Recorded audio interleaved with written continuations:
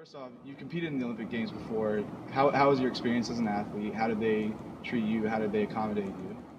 And it was in Atlanta too, right? Yeah, well, I competed in three Olympic Games. I competed in Atlanta in 1996, Sydney, Australia 2000, and Athens, Greece in 2004. They were all a little bit different. I remember 1996. Well, I'll say this: every Olympic game, security is an issue. Um, 1996, security was an issue, but it wasn't anything like 2004. Because 1996, 2000 were pre Yeah. September 11th situation. In '96, there was a bombing, right? Yeah, 96 there was the bombing, um, but it did not really disrupt the Olympics too much. I mean, it was a big story when it happened. Mm. Um, they were trying to find out who did it. They accused the guy Jewel of doing it, but come to find out he didn't really do it. But it was security was tight, but it wasn't anything like it was in 2004. Um, accommodations, they're pretty good. Typically, Olympic accommodations, the village is like a dorm room. Mm.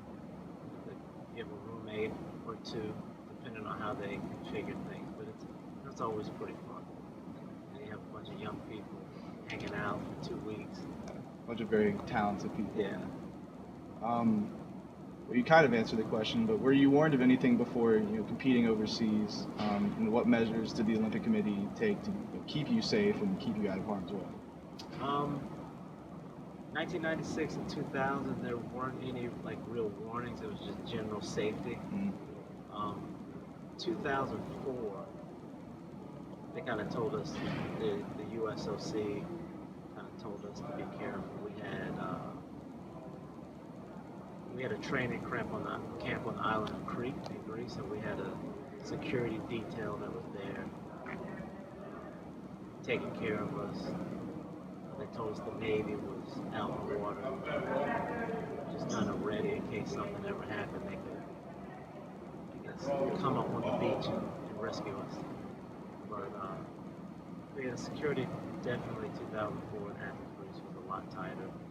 Uh, the Olympic Village, you could not drive down the street to the village. There were no cars allowed down there. Only the IOC transportation. So if you took a taxi anywhere, you took a taxi up to the street before the Olympic Village, then you had to get in a bus and then go down. So it's security is very necessary, but sometimes it's kind of a hassle because you have to go through so many steps just to make sure that you're getting.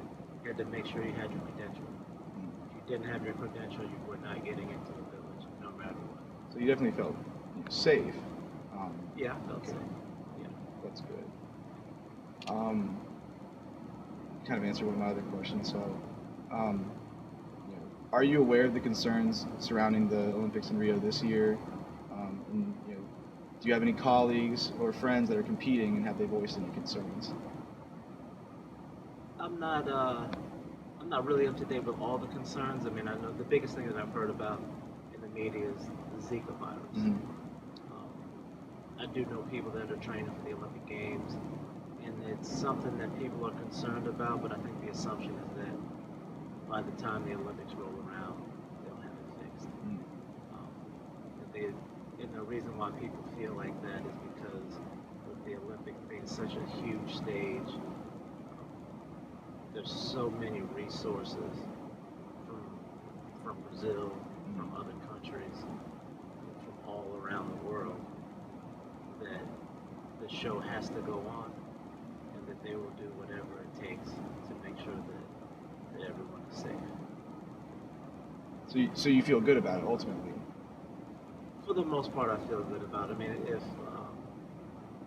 if I was a competing athlete right now, at this point, I wouldn't be overly concerned with it. I mean, I know the USOC, the IOC, they're going to put measures in place. I'm sure they will tell people about the precautions that they need to take to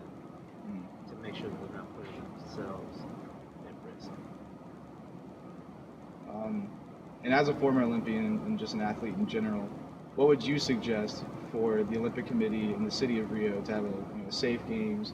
And you mentioned the security with a hassle. What would you like to see happen for the athletes and their safety and their I think for the athletes to have successful games, based on my experience, I think they can just pretty much keep doing what they've been doing. Tweak things that they see that can be done a little bit better. Just kind of tweak things, but I don't think they need to reinvent the wheel or anything drastic. I think one of the main things that I hear athletes talk about is they can loosen some of the restrictions as far as social media and reporting, because that tends to be a hassle in this day and age. All the rights that are paid to broadcast stuff like that. They have plenty of things for the athletes to do between going to different venues, competing in their own sports, and just having activities. Just listening to the athletes and their needs. So that's kind of the last of the questions. Do you have anything else to add?